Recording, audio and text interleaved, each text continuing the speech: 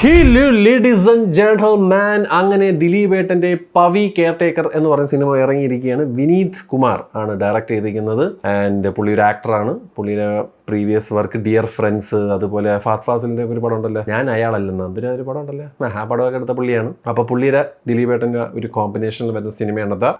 ഇതിൽ കോമഡി ഉണ്ടാ, ഡാൻസ് ഉണ്ടാ, ഫൈറ്റ് ഉണ്ടാ, റൊമാൻസ് ഉണ്ടാ. അപ്പോൾ അങ്ങനത്തെ ഒരു ടെംപ്ലേറ്റ് ഉള്ള ഒരു സിനിമയാണ്. ആൻഡ് ടിപ്പിക്കൽ ദിലീപ് ഏട്ടൻ പടം എന്നാണ് എനിക്കിവിടെ പറയാനുള്ളത്. സത്യം പറഞ്ഞു കഴിഞ്ഞാൽ കുറേ നാൾക്ക് ശേഷം നമുക്ക് ഇതൊരു ദിലീപ് ഏട്ടൻ സിനിമ കണ്ടിട്ട് ചിരിയൊക്കെ വരുന്നത്. എനിക്ക് സത്യം പറഞ്ഞാൽ ചില കോമഡിയൊക്കെ ലാൻഡ് ചെയ്തിട്ടുണ്ട്. അതിൽ ആത്മാവെ പോകുന്നൊക്കെ പറഞ്ഞിട്ടൊക്കെ ഒരു ഓട്ടമൊക്കെ ഉണ്ട്. അത് ഇത് പുള്ളിയുടെ ആ സ്ലാബ് സ്റ്റിക്കും അങ്ങനെയൊക്കെ തന്നെയാണ് സിനിമ. അപ്പോൾ കോമഡി ആവല്ലേ, ഇത് അങ്ങനെ എൻജോയ് ചെയ്യുന്നവർക്ക് ഈ പടം എൻജോയ് ചെയ്യാൻ പറ്റുള്ളൂ. ഇപ്പം നിങ്ങളൊരു ആവേശം, ഞാൻ കണ്ടപ്പോൾ ഞാൻ പറഞ്ഞായിരുന്നു, ആവേശം ഒരു പക്ക അടിച്ചുപൊളി പടമാണ്, മനസ്സിലായി, അങ്ങനത്തെ ഒരു ക്രൗഡിന് ഇഷ്ടപ്പെട്ട പടമാണ്. അതൊരു ഫാമിലി ഓഡിയൻസ് ആയിട്ട് എടുക്കാൻ സാധിക്കും. ബിക്കോസ് ഫുൾ കള്ളുകൂടിയും വാള് വയ്ക്കലും, അപ്പോൾ അങ്ങനത്തെയൊക്കെ ഒരു സാധനമാണ്. രംഗണ്ണൻ അങ്ങനെയൊക്കെ ഒരു സാധനമാണ്. പിന്നെ ഓഡിയൻസിന്, ഫാമിലി ഓഡിയൻസിന് രംഗണ്ണൻ എന്താണെന്ന് കാണണമെന്നുള്ളൊരു കൗതുകം ഉണ്ടായിരുന്നു. എന്നാൽ ഇവിടെ വരുമ്പോൾ ഇതെന്ന് പറഞ്ഞാൽ ദിലീപ് ഏട്ടൻ്റെ ടെറിട്ടറിയാണ് ഈ സാധനം.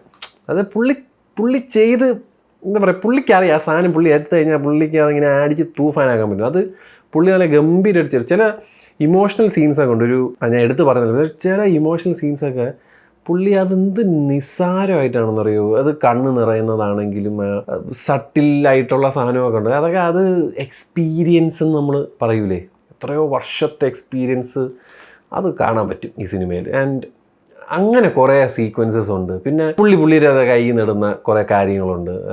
പുള്ളിയുടെ എക്സ്പ്രഷൻ ആണെങ്കിലും, പുള്ളിയുടെ ചില കൗണ്ടർ അടിയാണെങ്കിലും. പിന്നെ എനിക്ക് ഇതിൽ എടുത്ത് പറയാം, ഒരു മരപ്പട്ടിയുടെ ഒരു സീനുണ്ട് കേട്ടോ. അത് VFX ചെയ്തിരിക്കുന്നത് ജോയൽ ജോസും. ഇതിപ്പോൾ IMDbയിലാണ് കേട്ടോ കൊടുത്തേക്കുന്നത്. എനിക്കറിയത്തില്ല, ഞാൻ ഒരുപാട് തപ്പി നോക്കി ആരാണ് VFX ചെയ്തതെന്ന്. ജോയൽ ജോസും അതുൽ ദേവ് എസ് എന്ന് പറഞ്ഞ ആളുമാണ് VFX ബൈ എന്ന് ഇവിടെ എഴുതിയിരിക്കുന്നത് നമ്മുടെ IMDbയിൽ. ഒരു മരപ്പട്ടിയുടെ ഒരു സീക്വൻസ് ഉണ്ട്. അത് നമ്മുടെ റോവൻ ആറ്റിങ്സണില്ലേ, നമ്മുടെ മിസ്റ്റർ ബീൻ, അങ്ങേരെ ഒരു പടം വന്നിട്ടുണ്ട്, ഒരു മാൻ വേഴ്സസ് ബീ എന്ന് പറഞ്ഞിട്ട്. ഏകദേശം അതിൻ്റെ ഒരിത്തിരി അവരിങ്ങനെ എടുത്തിട്ട് ഒരു മരപ്പട്ടിയായിട്ട്, അത് മറ്റവിടെ ബി ആണെങ്കിൽ ഇതൊരു മരപ്പട്ടി വെച്ചിട്ട് ദിലീപ് ഏട്ടന് മരപ്പട്ടിയുടെ ഒരു സീക്വൻസ് പോലെ ഒരു സാധനം അവർ പിടിച്ചിട്ടുണ്ട്. അതിൽ ആ മരപ്പട്ടിയെ നല്ല രീതിയിൽ അവർ VFX ചെയ്തിട്ടുണ്ടെന്നാണ് എൻ്റെ അഭിപ്രായം. ബിക്കോസ് നമുക്കറിയാം നമ്മുടെ നാട്ടിലുള്ള ലിമിറ്റഡ് ബഡ്ജറ്റിൽ അത്രയും രസമായിട്ട് അത് ചെയ്തിട്ടുണ്ടെങ്കിൽ സമ്മതിക്കണം, അതിനൊരു hats off. Who ever did that, great job. നമുക്ക് ലിയോയിലെ ഹൈന കിടിലാണെന്ന് പറഞ്ഞതുപോലെ ഇതും പറയേണ്ടി വരും. ബിക്കോസ് ഞാൻ പറഞ്ഞില്ലേ, നമ്മൾ ആ ചെറിയ സിനിമയിൽ അങ്ങനെ ഒരു സാധനം കണ്ടപ്പോൾ ഞാൻ ശരിക്കും ഞെട്ടി. അപ്പം അത് നൈസായിരുന്നു. പിന്നെ കുറേ നടിമാരുണ്ട്, അല്ലെങ്കിൽ 2-3 പേരൊക്കെ എന്തിനാണെന്ന് എനിക്ക് മനസ്സിലായില്ല. എന്തിനായാലും ഉണ്ട്, നമ്മളെ കൺഫ്യൂഷൻ അടിപ്പിക്കാൻ വേണ്ടിയിട്ടാണ്, എനിക്ക് മനസ്സിലായി. കഥ എന്തെന്ന് വെച്ച് കഴിഞ്ഞാൽ നമ്മുടെ ബോഡി ഗാർഡ് സിനിമ കണ്ടിട്ടുള്ളവർക്ക്, അല്ലെങ്കിൽ ഈ പടം കാണുമ്പോൾ നമ്മൾ മനസ്സിൽ ഇത് ബോഡി ഗാർഡല്ലേ എന്ന് നമ്മൾ ചിന്തിക്കും. അപ്പം ബോഡി ഗാർഡ് 2 എന്നൊക്കെ വേണമെങ്കിൽ ഇതിൻ്റെ കഥയെ പറ്റി പറയാം. ബിക്കോസ് ഇന്ന് ആ കഥയാണെങ്കിൽ പോലും നമ്മളിങ്ങനെ ഒരു എന്താ പറയുക, ലവ് ലെറ്ററൊക്കെ എഴുതിയിട്ടുള്ള പരിപാടികൾ, അതൊക്കെ രസമായിട്ട് എനിക്ക് ഫീൽ ചെയ്തായിരുന്നു. നമുക്ക് പിന്നെ ഒരു ക്യൂരിയോസിറ്റി വരും, ഇത് ആരുടെ എന്ന് പറഞ്ഞിട്ട്. ഒരു സെക്കൻഡ് ഹാഫ് പകുതിയൊക്കെ അപ്പോൾ മനസ്സിലാവും.